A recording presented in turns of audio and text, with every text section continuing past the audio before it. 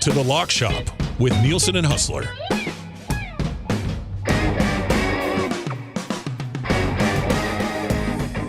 What's up, Lock Shoppers?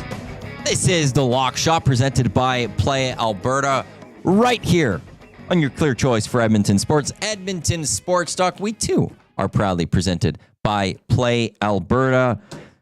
Matty Iwanyk filling in for Dusty and Huss. Dusty is off to Montreal.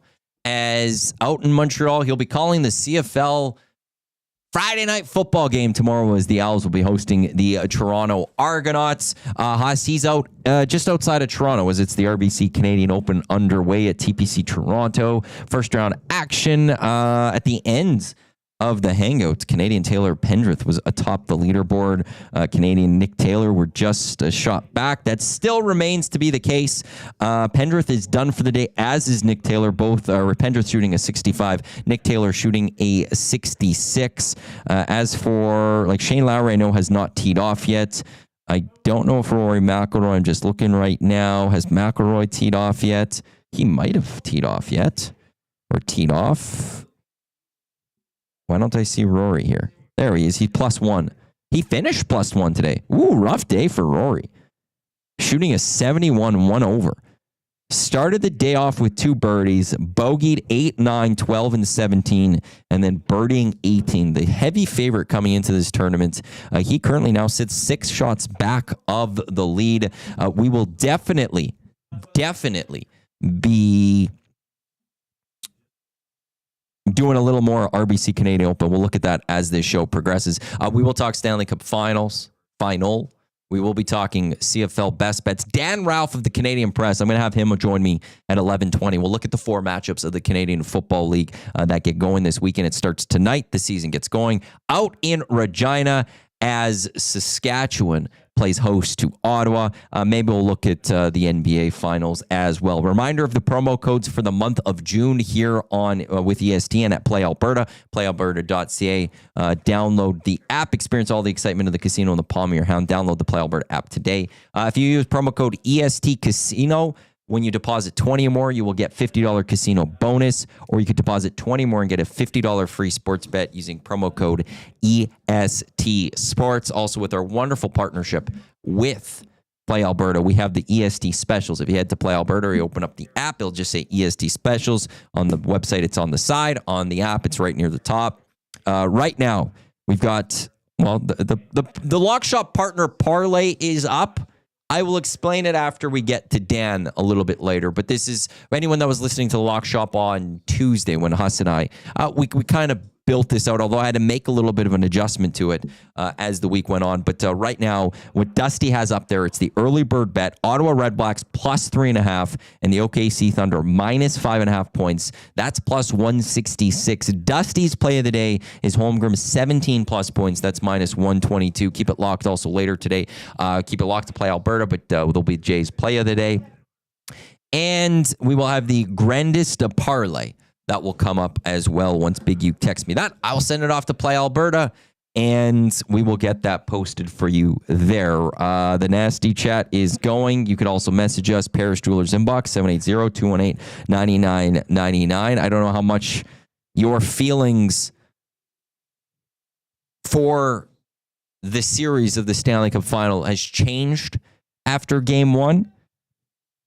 My feelings haven't fully changed as of yet. I think Oiler fans got to be feeling really good after that one. Florida should also be feeling pretty good after that one. You come to Edmonton, you're looking for a split. The disappointment would be that you blew the lead. You had the chance to take Game 1 and give yourself a little breathing room going into Game 2, but now you're going out looking for Game 2. But, as Trev pointed out on the Hangout, this is a Panthers team that also... They were down 2-0 to the Toronto Maple Leafs going back home to Florida, and they found a way to win that series still. So it's a very good hockey team. I will say I was quite... Obviously, I wasn't watching enough Florida Panthers this season. Obviously, I wasn't watching enough Florida Panthers on TV, or maybe this is just something is a little bit more while you're watching them in person. They are a fast hockey team, both with their sticks and with their legs. They attack. They have a forecheck that is incredible. This is a different opponent that the Edmonton Oilers. They have yet to face these playoffs. The Golden Knights and the Stars are not at the level as the Florida Panthers. It is clear that these two teams are the two best in hockey. And they are both built special. They are both built for the playoffs. And we saw that, but across the board, from the Panthers forwards group to the defense to goaltending, the Oilers have not gone up against a team like the Florida Panthers. But at the same time, the Oilers are just so good that they match up well against this team. Bobrovsky to me was excellent last night. Like in my mind, Bobrovsky and Stuart Skinner were really the top two stars of that game. They kept both their teams in that one. Bobrovsky allowed that game to continue throughout overtime longer than it maybe could have with how good the Oilers were. And Stuart Skinner allowed the Oilers to have that comeback because I'll just point to it early in the second period and also the beginning part of overtime when Florida was going. The Panthers could have extended that lead from 3-1 to 4-1, 5-1 at various points. But Skinner was just stood on his head and he didn't allow the giveaways and the sloppy play of the Edmonton Oilers that when the Panthers took that puck to go in the back of the net and change things. They were just absolutely both brilliant goaltenders last night. And that's what should make up for a great series. But I'm not ready. Like, I know there was a lot of people or some, bells yesterday going, are we disrespecting the Panthers by thinking that this could be a short series? I'm not ready to say that this can't be a short series yet, though. I'm not ready to say after that one, the Panthers are going to find 2 or 3 wins and we're going to see 6 or 7 games. Because if the Oilers win tomorrow, and Smitty the Welder saying, please don't compare the Oilers to the Leafs. To wonder, you're right on that when it comes to that. If the Panthers go down 0-2, you could sit there and say if the Panthers, they did it against the Toronto Maple Leafs to, tie that series and then it became a best of 3 and they ultimately won it. But with that, the Oilers are not the Leafs. That I don't see the Oilers going down to Florida down or up 2-0, losing 2. They're split. And then that just completely opens up this series 10-5. Tomorrow is, if the Panthers win tomorrow, this is, and it's clear. Then thanks for pointing out the obvious, Matt. 6 or 7. I think then this is going 7. I think this one then, I don't even think 6. I think this one goes 7. But if the Oilers get tomorrow, they're splitting. They're splitting down in Florida. And they're winning this on home ice in Game 5. I really feel that way. And that's not, to me, a disrespect to the Florida Panthers because I'm respecting what I saw from they're a good hockey team. They're a great hockey team. It's just the Edmonton Oilers, they're better than they were last year. Leon and Connor are more rested than they were last year. Stuart Skinner is playing better than he was last year. And the production and the depth of this team is just better than they were last year. 20 different players in the Edmonton Oilers have scored a goal in these playoffs. That's just a ridiculous stat. Early look at tomorrow's lines. On the betting part perspective, not player lines. The Oilers media is right now. I think it gets going. I don't know when the Panthers should be sometime after that. Oilers minus 133 on the money line. Panthers plus 105. Over under 6.5 still in that one. No real surprise there. I don't think. We'll see what the whole player lines for tomorrow are going to be. But yeah, I think the Oilers, they were the better team, for more of that game than the Florida Panthers were. It was a back and forth. I don't know why Dusty's calling me right now. Hey, Trev, do you want to answer this call and tell him I'm doing the lock shop? And if it's important, let's text me then after. Come on, guy. He's the founder of this station. He's the owner. I'm on the lock shop. What's going on here? I'm trying to do this show right now. Oh, he pocket dialed me. Oh, okay. Yeah, that's not alarming. I'm on the air and the owner of the company is calling me. That doesn't scare me. Phyllis in the nasty chat. I was worried I did something wrong or I'm doing something wrong on the lock shop or what did I screw up right now? Big Uke, maybe he's got some lanes. He sends those in to Play Alberta's directly. He doesn't need me for that one. Let Dusty Cook pick up the phone. He wants to tell you about the GEST. Phyllis, you boys are good enough and deep enough to beat the Panthers, but it has to be no mercy. Just pound them every game. They were a fearsome opponent, but I believe the Oilers can take them. And yeah, it's one of those things where if you're the Panthers, you're walking away, I think, feeling pretty good. But if you're the Edmonton Oilers, let's look at this. The other, had the Oilers lost that game in overtime, let's say early in that game, the Oilers give up that goal. What are we saying about the Edmonton Oilers today? What are we saying was wrong in their game? I don't think there would have been much. I think if the Oilers lost last night 4-3 in overtime, the roles were reversed, I think the confidence would be very high for most Oiler fans. I think most people go that's just an unlucky break in overtime. Unlucky moments when it came to the Sam Bennett play, let's say. And I'm not even talking about the goaltender, just that something kind of weird happened there where he got tripped a little bit and then he fell in and it took Skinner slightly out of the play and a goal went in. Is that really going to happen next game? And then that's two very quick goals for the Florida Panthers. You take away those two quick goals in succession. What did the Panthers really I think overall the Edmonton Oilers would, had they lost, we'd be sitting here saying the Oilers, what a great game. They've got this. There's nothing to be worried about. And I wonder if that plays into the Panthers a little bit, actually, though. The Panthers swept the season series. They won the Stanley Cup final last year. Do they sit there and go in the locker room and go, this is different. This isn't last season. They're on another level. Oh, boy. And you watch that game and, how much did you notice Matt Tkachuk?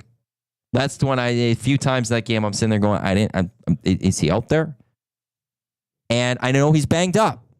So I understand why he's not as noticeable, but that just proves to not have Matt Tkachuk in this series, that's going to hurt the Florida Panthers quite a bit in this one. So for you, lock shoppers out there, what are you looking at? What are your plays that you were looking at going into game 2? Early plays. What are you hoping to see when more of the line gets I think, posted tomorrow? Because I don't know if there's, I don't think they have the full... Oh, same game parlays are up. You could start doing it tomorrow for tomorrow's game.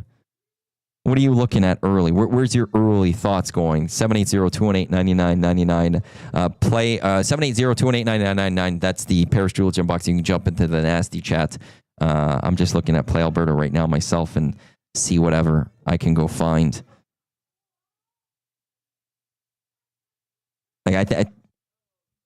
Leon goal. I think that's the one that I'll be looking at quite a bit throughout the rest of the Stanley Cup Finals. At the RBC Canadian Open, what is this? I'm just watching it to my left. PGA Live just has some hockey net up, and so this is some virtual thing right now. We still have those leads at the top of the leaderboard. I know Duck had earlier in the nasty chat. I'm on Lowry T20, got it at even money. That's a good value for that one. Earlier this week, the Lock Shop Parlay did have Nick Taylor being the top Canadian, Shane Lowry being T20. And that was plus 950. So right now, Nick Taylor only a shot back of Pendrith. Shane Lowry, he doesn't tee off. Oh, he now is teed off, I think. Yeah, he's birdied the first hole. Birdied his first hole. So Shane Lowry is on the course. We'll see what he does. It looks like, if I had to guess, a lot of players playing well on that first hole. Maybe not. Rory, I know, birdied it. Pendrith birdied it. Taylor birdied it. But Shane Lowry, top 20. Like Huss and I, when we were talking about the RBC Canadian Open on Tuesday, both him and I kind of looked at Shane Lowry as a guy that could maybe go win this tournament. So having him at T20 at even money, that would have been some really good value right there. When you look at nothing right now with the RBC Canadian Open. So we'll see what happens after that. But it's the Rory McIlroy one's the surprising one. I'll be interested to see what number he might pop up at after today's after today's play to go win this tournament, because I look at Rory McIlroy 6 back. Is that a sprinkle play? Is that going to be a sprinkle play with 3 days left? This is a guy that it's done extremely well in Canada. Now, again, this is a different course than we're generally used to seeing RBC Canadian Open over the last few years. But that's going to be the one number. If it's it might be worth a little bit of a sprinkle. Rory McIlroy, depending on also how this, like if the leaderboard ends at 5 under, if Pendrith stays at tied at the top of the leaderboard after round 1 and Rory's 6 back, Rory could make that up. Rory is a guy that I would look at as maybe there's a little bit of a sprinkle play. So we'll have to keep an eye on that one once the RBC Canadian Open ends. I'm also fascinated to get Huss's reaction to what it's like at the RBC Canadian Open. I really wish that, I know I ranted on this earlier this week, I wish they brought it out west every so often. And I don't think we have a spot for the PGA in Edmonton. Calgary does have Mickelson National. I wonder if that's a course that would be good enough. Like, it was the first ever Phil Mickelson designed course. I wonder if they'd bring it there. But there are places in the Vancouver area that they have gone to. I would love for them to bring it back out west. And I would love then, maybe I'll have to try to convince Dusty one of those years to take EST on the road to the RBC Canadian Open. Trev's saying yes on the other side. Golf is so much fun in person. And I will say, you always have to do 2 days. 1 day is walk the course. 1 day is just bounce around. The other day, lock in on one spot. Lock in with whatever hole you want to find, whether it's 18 or whatever, and just sit there all day. And it's a wonderful time. My brother and buddies and I, we used to do that with the senior tour, the PGA Champions Tour down in Calgary. They'd go to Canyon Meadows, and you'd walk one day, and then 18th hole, we'd sit there. It's a par 5 reachable in 2. It was a lot of fun. Aidan O'Neill, Northern Bear was a Nicholson designed course here too. I know it was, but I don't know if it's designed I don't think it has the capability of hosting what you would need for a PGA event. That's the only thing with that. I have played Mickelson National, and I would like to think that he designed that at the time with the idea of bringing some sort of, whether it moved the Champions Tour there one day or PGA there one day. I would assume that maybe he designed it that way. PGA to Ranch, make it happen, says Big Uke. And Big Uke, I do see your text with the grandest parlay. I will send that in very shortly. They're all over the place. I see basketball. I see baseball. I see CFL. I see World Cup qualifying soccer. I love it. I love it. It's week 1, Canadian Football League. It's the great time of the year. Everyone says, is it June yet? Well, it is June. And this is one of my favorite times of the year because once the Grey Cup ends, I can't wait for the next season to begin. The CFL, it's finally back. It is here for the 2025 season. It starts tonight out in Regina as the Saskatchewan Roughriders will play the Ottawa Red Blacks out in Regina, as I said, and help us talk some CFL and preview this from the Canadian Press. Dan Ralph is with us. And Dan, it's great to talk to you again. Just for you, how excited are you for the Canadian Football League Finally playing regular season football? Finally. I know, like, football has become a 12-month a year sport, but the games, nothing beats the games. And now all of a sudden we can stop talking and we can actually just watch and then start seeing whether we're woefully correct or woefully incorrect about teams and players and coaches and all that good stuff. Yeah, I was like, Dave Jamieson, obviously. And when him and I used to work together, we would talk.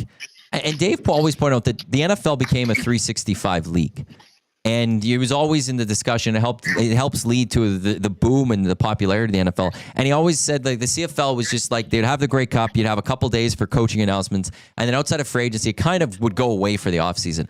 That's kind of changed with the CFL. There's a lot more attention and buzz that now happens in the offseason with the CFL, doesn't it? Well, yeah, I would agree with that. I would, you've got the Grey Cup, then, like you said, you have coaching moves, and then free agency with the window that buys you 2 weeks to talk.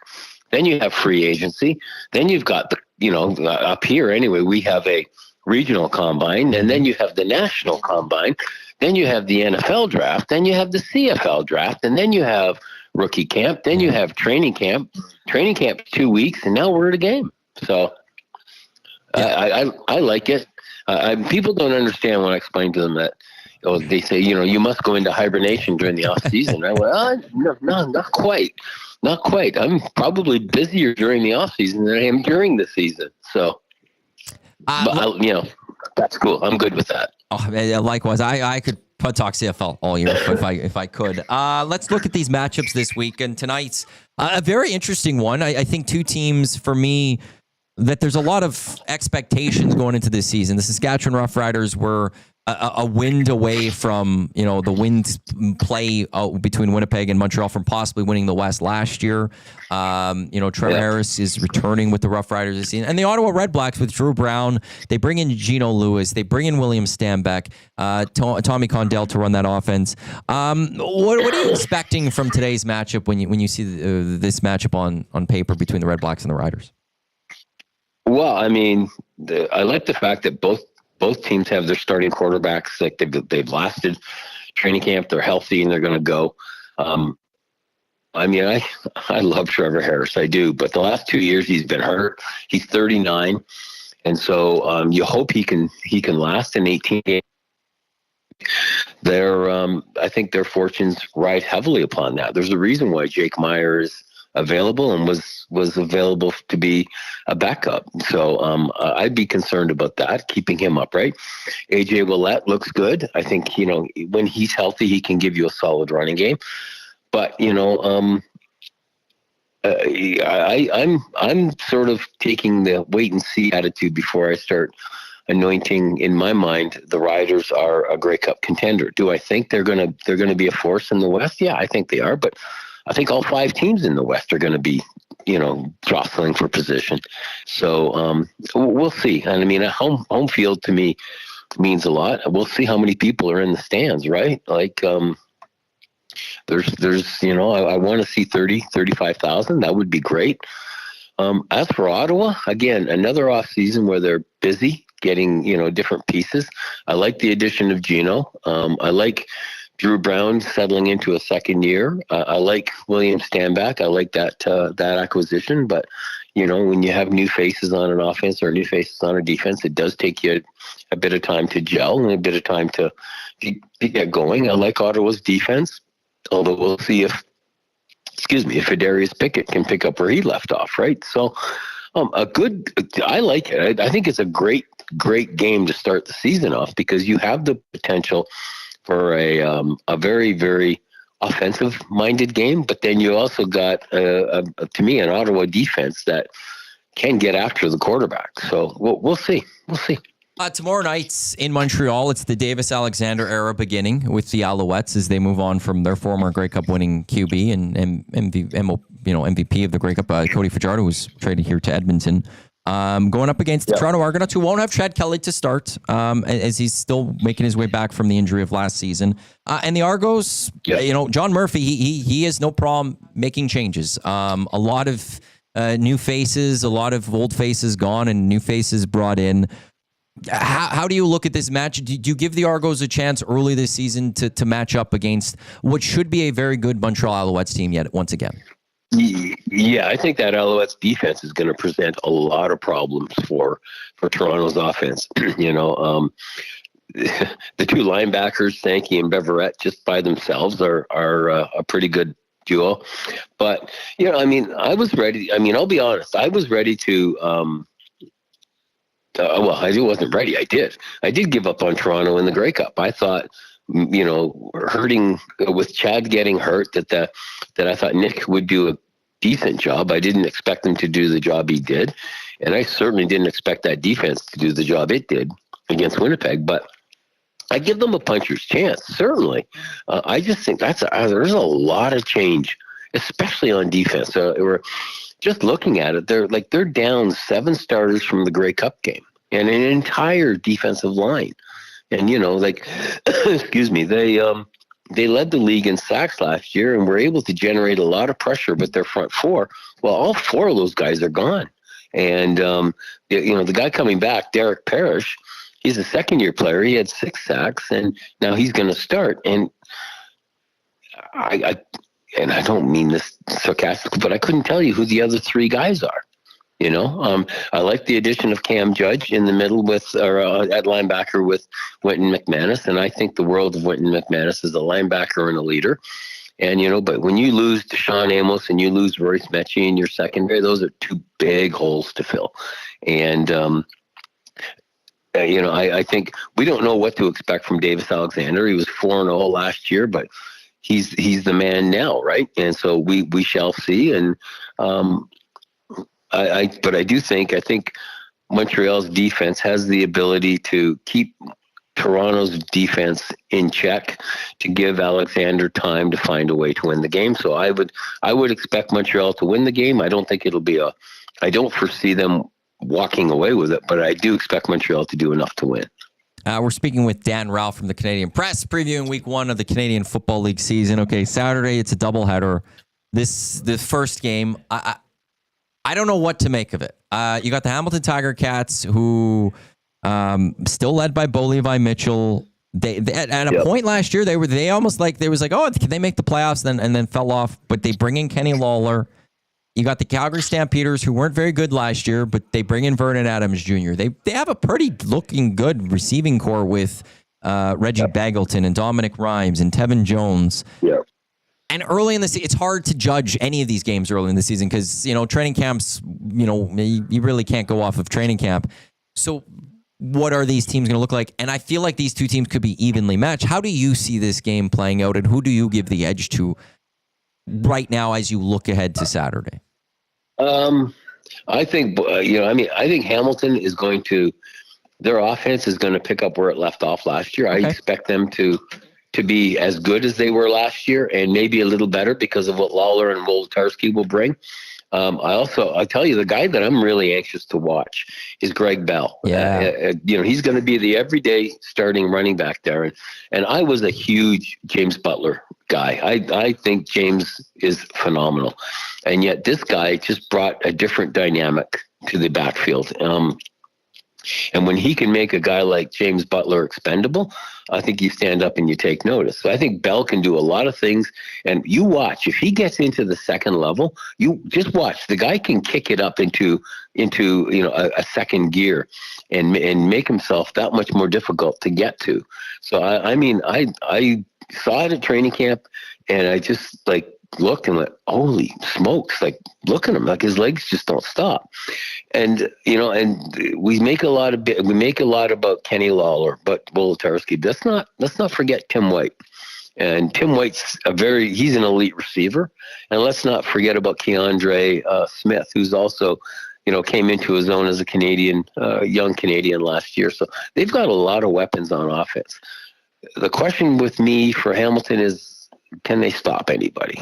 And I think that's going to be, that unit to me is going to be a work in progress. And it doesn't bode well when you've got a veteran quarterback like Vernon Adams and you have the receivers that you pointed out so adeptly. I think the game's going to be a shootout. I give Hamilton the edge because I think Bo's got two things to shoot for. One, he's shooting for his 100th all-time win as a starter, and if he gets it, it would be the first time he's won in Calgary since he left. But more importantly, it would make him the fastest player in league history to achieve that milestone. And he won't say it, and I don't expect him to say it, but I think he would like that, and he would like to do it in Calgary. And he did say when we asked him that anytime you go back to an old stadium, you want to play well, and I think he's going to have that. So I give them the edge, but I do expect a pretty wide open and freewheeling contest. And the last game this week, the team that I'm in, the city I'm in, the team, the Edmonton Elks, they head out to Vancouver to take on the BC Lions. A very unique matchup. You've got two first-time rookie head coaches, and Mark Killam going up against Buck Pierce. And you got two Canadian quarterbacks at the helm with Trey Ford going up against Nathan Rourke. This is just from that marketing perspective. And then there's obviously Snoop Dogg, and it's going to be a packed crowd at BC Place. But for the Canadian Football League, that's a nice selling point to end a week of these two homegrown coaches, as well as two Agreed. Canadian quarterbacks that are going up against each other. Agreed. I did not realize that this marks the first time in league history that two Canadians have opened a season as the starter against each other. And I did not know. Wasn't aware of that. And when I was aware of it, I thought, oh wow! And like for all the reasons you said, I'm sitting there thinking this is going to be a really cool game to watch because of all the other stuff. And then, oh, by the way, Nathan and Trey are playing, and they're it's the first time ever that two Canadians have opened a season against each other. It's like, wow. I mean, you're right. The last game of the week, and a nice way to end week one. Definitely. Who has more pressure? Oh, boy. You think going into this season? Is it Trey or is it Nathan Rourke? Nathan, in my mind. Okay. Nathan came back last year, and he started at games with 3-5, and in my mind, did not look like the Nathan Rourke that I last saw in 2022. And I don't know if he was, he had been in the NFL so long that he was playing like an NFL quarterback. I don't know. I just didn't see the same type of guy that we saw in 2022, where he would do everything, and then he could do everything, could do anything. Trey, to me, I've seen stuff from him for the last 3 years that I've sort of looked and go, why aren't you guys giving him the opportunity to do this more and more often? I still remember a no-look pass he made in Hamilton one year.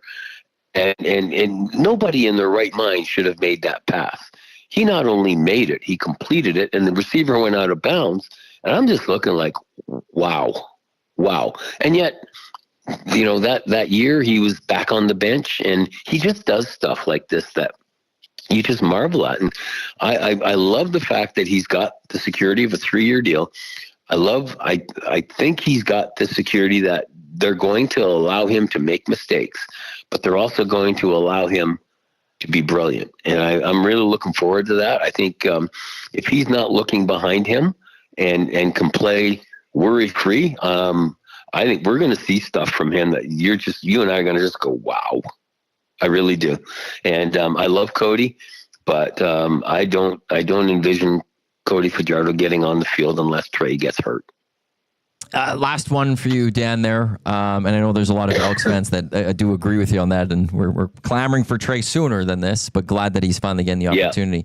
Yeah. It feels like we are seeing some of the best parity across the Canadian Football League, top to bottom, between all 9 clubs. What do you think? Do you agree with that sentiment? I would agree wholeheartedly. I'm looking at the East, and I can't. I don't know who to pick. I mean, I'm leaning towards Montreal because of their defense, but I like Hamilton because of its offense. Ottawa, to me, is the great equalizer. I don't know. I mean, they've got a solid front four. They've got a quarterback coming back from last year. They just got to show me that they can win on the road. And Toronto's, I have no idea what to make of them. It's going to take a month to figure it out. But then I go out west, and like Winnipeg is chasing a 6th straight Grey Cup. Okay, great. They're going to be in the mix. But so's Calgary, so's BC, so's Saskatchewan, and so is and so is Edmonton in my mind. So I mean, it's going to be so much fun. I mean, I'm going to hate it, because every game that we cover is going to come down to the last minute, and I hate those. When Commissioner Ambrosi used to say, "Yeah, Dan, I want the game tied with 3 minutes left, and it's 45-45." I told him, you know what, you can keep that to yourself. Thank you very much. I would rather have a 30-point lead with 3 minutes left. Thanks. But I get what he's saying, and I think we're going to see a lot of that this year. I envision we're going to see a lot of close games, and I thank God I don't have to figure out who's going to finish 1 through 4 in the East and 1 through 5 in the West, because I couldn't tell you. I really couldn't, because I could make a case for all of them except maybe Calgary in the West. But I think Calgary, if Vernon does well, I think Calgary's back in the mix for the playoffs. And out East, if Chad Kelly can come back, stay healthy, then I give the Argos a puncher's chance in the East, because it's going to be tight. So we'll see. It's going to be fun, no doubt. I agree. It's you could lay out so many different scenarios of how these final standings might play out, and I'd be like, yep. I can see that one. I can see that one. I can see that one. Pretty much. That's exactly it. to me, there's no wrong scenario. It's just different. Absolutely. Yep, Well, I agree. It all gets going tonight. Very excited. Dan, really appreciate the time and you jumping on. Enjoy the start of the CFL season. I'm sure we'll chat again soon. I look forward to it. Thank you. There's Dan Ralph of the Canadian Press. And for him, the reason that he doesn't like those games coming down to the wires, he's got to write it. And he's got to send it off. And he's on writing on deadline. And it's a lot easier for those writers to write it knowing how that game's going to end.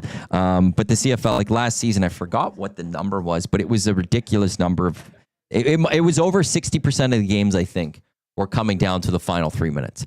The excitement and the close finishes that we saw in the CFL last year was absolutely incredible. It was great football. It was a high entertainment year. I remember Dusty showed me a stat from Pro Football Focus, who's a big site that does the analytics of all football, college football down south, and NFL and the CFL, and they had a metric for entertainment. And the NFL was at like I don't want to say an all-time low. It was very low last season, at least for the early part of their season when the CFL was going. And the CFL was at like a 5 or a 6 year high. It was a wide gap in terms of an entertainment metric. And hopefully we could see that again going to the Canadian Football League. But that's the thing. Like, I feel really good about the Edmonton Elks this season. But I could see them finishing first, second, third, fourth. Even you still could see potentially a fifth. Like that is still out there. I think that one's more of a. It better not be fifth in a way. But you could see that. You could see Winnipeg bouncing around. Like I could see Winnipeg being fourth or fifth in the West. I could see the BC Lions being fourth or fifth in the West. Out east, I could see it going in so many different ways as well. The parity that we're seeing in the Canadian Football League is absolutely amazing in terms of just how tight each week's going to be. I'm going to pick 'em fool for Reed Wilkins. He runs one, and you have to give points for put a amount of points per game and stuff, max 10 total. And there's some games where you just sit there and like I don't know week to week what to make of this, because this one team looks good one week and then the next week they lose because the other teams they're just all over the place. And this is a year where I could see the division leaders and the winners being 11 wins. Like I would be surprised to a degree. That'd be the one shock I would have this year if we see a team be like 14, 15 wins in the Canadian Football League. The parity is just so grand, and it makes for some very exciting football. Which brings me to the Lock Shop Partner Parlay that I built. This comes with Huss. We did this on Tuesday. Got the boys at Play Alberta to throw it up today. I did have to make one adjustment, so I'll get to that adjustment. But I love this because the early bird bet that Dusty threw up was Ottawa Redblacks plus 3.5, OKC minus 5.5. Initially, both Huss and I are on the Riders. And we had it at the line earlier this week, and the line still is minus 3.5. But Huss is the one that said, let's bring it down to 2.5. So Duck Dad going the Lock Shop Partner Parlay and Dusty's early bird bet. They're going head-to-head on Redblacks versus Rough Riders. Which Big Uke also says they both could win, though, with the minus 2.5 and plus 3.5, a little 3-point win, and everyone is happy. So Dusty is going up against Huss and I on that one. But we have the Rough Riders minus 2.5, especially with Chad Kelly not playing and the changes that the Toronto Argonauts have made. I think some time will be necessary for the Argos to find their chemistry, because I won't count them out this season because of John Murphy. I won't count them out at all this year because of the guy can find players. He did it last year. They're like AJ Olette gone, brings in Kadeem Carey. This year, Kadeem Carey gone. They're fine with what they have because John Murphy, historically, from when he was in Calgary to Saskatchewan as assistant GM to now he's the guy doing it in Toronto, he finds players. I just am not expecting it to see the results of that immediately. So Montreal minus 4.5. We have the Elks covering 5.5. But then like all week, this line has changed. Initially, it was a pick'em. Then it was the Ticats minus 1. And yesterday, I saw Ticats minus 1.5. The line has completely changed to the Ticats minus 2.5. So today, I just, because Huss at the time said you go Ticats maybe plus 0.5. So, even if in that tie situation, you get the push type thing. I don't think that would have been good for the value. So I just stuck with the Ticats on the money line. So the Saskatchewan Roughriders minus 2.5, the Montreal Alouettes minus 4.5, the Elks plus 5.5, and the Ticats to win. We're going for a big Lock Shop Partner Parlay to start the CFL season. Why not? It's week 1. Let's go big. Plus 1,020. plus 1,020. That is your Lockshore partner parlay. Dusty, on the ground in Calgary, on the plane, but not yet getting carried away, I believe it is. Early in the year, but I don't hate the over in the CFL game tonight as well. The over-under right now at Play Alberta has that one at 49.5. Look, if the chemistry is there with Drew Brown, he has it with Justin Hardy, and he knows Pimpleton. But you add Geno Lewis to that, and you add William Stanback and Tommy Condell running that offense, I could see the Ottawa Red Blacks coming out and putting up some points. Trevor Harris has his own weapons too. 49.5. Maybe are those two defenses that take their time, figuring things out. There's something that Dusty likes as well there. Just throwing that one out there. Duck Dad, the disrespect the defending Grey Cup champs are getting in week 1 is astonishing. It's not, but here's the thing. Week 1, I will disrespect him on this one. I'm not sold on Nick Arbuckle. I'm not sold on him being a long-term starting quarterback. I saw him here in Edmonton. Yeah, he won the Grey Cup with the Argos last year. He's a guy that could get you a game once in a while. But let's start with the defense. That was the best defense in the Canadian Football League last season. Dan mentioned the losses in the secondary. But let's just look at the defensive line, which was the best defensive line in the Canadian Football League last year. 3 of those guys are now here in Edmonton for the Elks. Jared Brinkman, Robbie Smith, and Jake Seresna. Their defensive line coach, Dimitri Maxey, he is here in Edmonton. The whole D-line. We talk about with the Elks building the right team. And, we've talked about that all offseason. It's the trenches. It's in the trenches. Well, the line of the defensive line for the Argos is virtually completely brand new. And on top of that, their coach is new. And on top of that, the defensive coordinators are new. It's a different defense that they are dealing with this year because the 2 defensive coordinators they had last year are gone. And that's the thing where it's, how long is it going to take for them to build their chemistry? I think they will be fine by the time the end of the season rolls around. Because again, John Murphy will get those players, but for how long is it going to take for them to get their chemistry going? And that's where I'll go. And no Chad Kelly on top of that. Montreal Alouettes are a good football team. They have a really good defense. That's why I'm liking the Montreal Alouettes in this game. That's why I'm liking them cover even a 4.5 points in this game, because I think the Argos are going to take a couple weeks to get there. Now, and just on that D-line angle, I look at the Elks and I go, one of the best things of them remaking their defensive line is that a lot of the defensive line know each other. They played together just last season, and their defensive line coach was their coach last season as well, that it's almost like they're just plugging and playing here in Edmonton, that I expect the defensive line for the Edmonton Elks to get going a little sooner than I would for any other defensive line that's being completely rebuilt. So, yeah, I guess in one way you could look at that as disrespect to the defending champions, sure. But they have gone through a lot of changes. And the second straight year, they've gone through a lot of changes. The question is, how long is it going to take to get them going and get that chemistry going well? So we shall see. The one fear I do always have of the Canadian football, and this is why I'm fine with going big on the partner parlay early, especially. I never know what to make of the first week. Like, it's in any sport, in the opening day in hockey, opening day in baseball, opening weekend in the NFL, opening day here in the Canadian Football League. You just don't really know. And sometimes it just takes, like the Winnipeg Blue Bombers were 0-4 to start last season. They won the West. Like there is just that weirdness that does happen early. So that's also where it's like this, sometimes with this, like, look, on those 4 partner, plays in that partner parlay, I can see myself being wrong on all 4 of them. Just because it's the start of the season, we don't have much to base it off of. But that's what's also really fun about all of this. And it gets going later tonight, and it is going to be a lot of fun. We also do have the NBA Finals that get going tonight. We had Matt Humans from VSiN on yesterday to talk about it. The Oklahoma City Thunder minus 556 on the money line. So you're going to want to stay away from that one. The Thunder minus 9.5 on the spread, though. And then the over under 230. Matt was saying yesterday, if that was getting to 231 or was it 232, he said yesterday, it might have been the biggest opening or biggest line for over under in like NBA Finals history. So that's an interesting play there. He also threw out the number that just the underdogs against the spread in the first game of the NBA Finals, it was like 1-11 or whatever it was. So this will be an interesting one. This is one where, as Matt was saying yesterday, where do you look when you expect a heavy favorite who's going to go win this?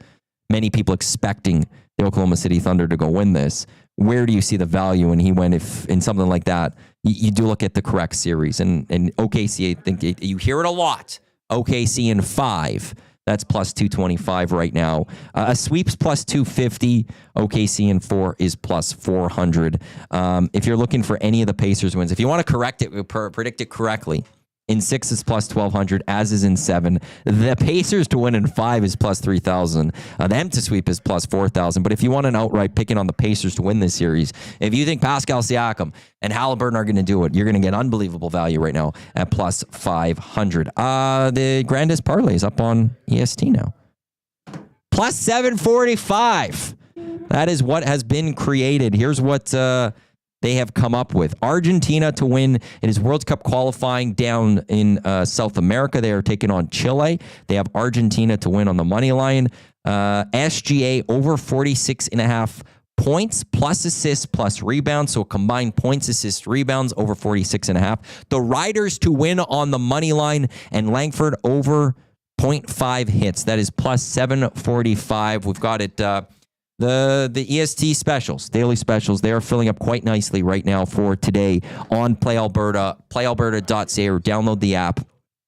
Lock Shop Partner Parlay, Early Bird Bet, Dusty's Play of the Day, the Grandest Parlay, all of those are up right now. Jay's Play of the Day will be up a little bit later today, so lots going on over at Play Alberta. Reminder on those promo codes, $20 or more if you deposit, you'll get a $50 casino bonus when you use EST Casino. When you use EST Sports, deposit 20 or more and get a $50 free sports bet. So again, those two, EST Casino and EST Sports, over at our partners, Play Alberta. An update at the RBC Canadian Open as well. Nothing changing atop the leaderboard when it comes to Shane Lowry, who I'm going to look at. Oh, Ludwig Aberg, somebody that also people think a lot of expectations that he might go win this. I know some people would have put some money on him.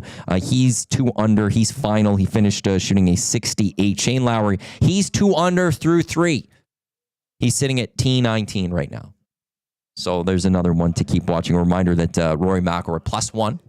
And Taylor Pendrith, a Canadian, tied atop the leaderboard at 5 under. Nick Taylor, T4, 4 under. Pendrith shooting a 65. Taylor shooting a 66. I will also throw this out there locally. This is, I think, the first game this week.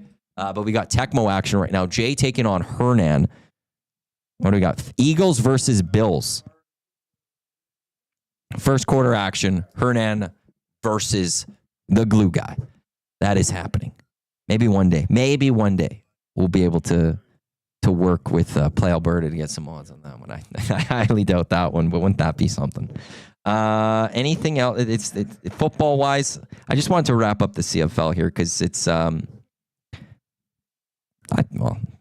my favorite thing. If you are looking at Grey Cup odds, the Elks actually have dropped.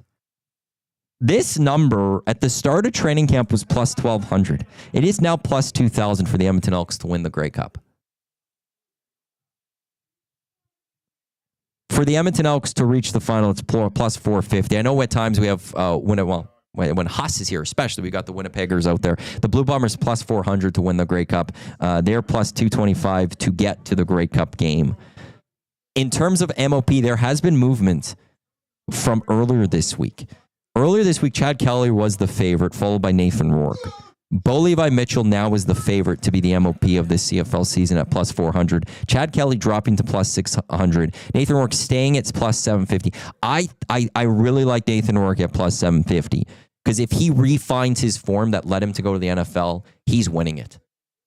As long as he stays healthy, he's winning it. Just straight up, he was that good.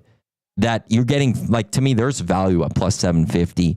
Davis Alexander plus 1,200 isn't a bad play. And I know Huss threw this one out there earlier this week. Trey Ford and Vernon Adams Jr., both plus 1,800. If at all the Elks or the Stamps go on and you know, I'll do it from an Edmonton perspective. If Edmonton goes and wins the West, that means Trey's played very well. That means Trey's throwing for touchdowns and Trey's running for touchdowns. Plus 1,800 is a pretty nice play if you're looking for a little bit of sprinkle there. But if for me, right off the bat, I think Nathan Rourke at plus 750 is a very good value there. I don't think they've added Justin Rankin as much as Glue Guy has wanted Justin Rankin to be thrown on there. I don't see Justin Rankin on that. The regular season win totals, the Elks, they remain at that 7.5 number. I'm taking the over. The season for us here in Edmonton, it does get going Saturday, which means Glue Guy and myself, we will have the Green and Gold kickoff show for you. 7 o'clock on Saturdays. We'll get you set for that game as the Elks open up their season out in BC. A reminder, the GCL Diesel Oil Street pregame show tomorrow, Canadian Ice House. Tom Gazzola, Hernan Salas. I know Cass can't do tomorrow, so I don't know who they have on, but they'll get you set for Game 2 of the Stanley Cup Final as the Oilers will look for a commanding 2-0 series lead heading to Florida as that gets going down at Rogers Place. I've got about a minute here still, Hernan, so you don't have to run too quickly. How's the game going? As you should be. As you should be. You are the Eagles. Like, yeah, but you're the Eagles. Like, you have the advantage on that one right there. Coming up next, we do got 2 guys and a goalie, Reed Wilkins, Joaquin Gage, Matt Cassian. We got EST Afternoons. We also have Reed Wilkins Show with Jay Milne, 6 o'clock on our audio streams, Turf District, and then at 9 o'clock, Oilers Live later tonight as well. And then we'll do this all again tomorrow starting at 6 o'clock with the Nielsen Show. It's Lieutenant Eric and Dave Jameson. We'll get things going as we'll give you, once again, 12 hours of coverage in advance of the Edmonton Oilers taking on the Florida Panthers. And we will also have quite a bit of time tomorrow on the Hangout. We'll just throw this out there talking about the Edmonton Elks as we will preview their season. Depth chart days tomorrow. Depth chart day. Hernan knows how much I love depth charts. Hernan loves depth charts too, so we'll have that on the Hangout tomorrow. So it's going to be a lot of fun. Wheels, are you guys still coming to the casino for Green and Gold? No, we are not at the casino this year. So Jay and I will be doing it at the studio this season. So no chance to, at this moment, join us for the game. There is one game that you'll be able to join us for it. Stay tuned for details on that one, and we'll see if there's any other ones coming up as well. I'd like to thank Dan Ralph from the Canadian Press for jumping on board with me today to go over the Week 1 matchups in the Canadian Football League. Thank you, though, to you as well, the listener, the lock shopper out there, for joining me here on the Lock Shop on this Thursday. As I said, up next, it is 2 guys and a goalie with Reed, Joaquin, and Cass. Thanks to listening to Edmonton Sports Talk, your clear choice for Edmonton Sports, presented by Play Alberta. Enjoy the rest of your day. 2 guys coming up in just a few minutes. Don't go anywhere.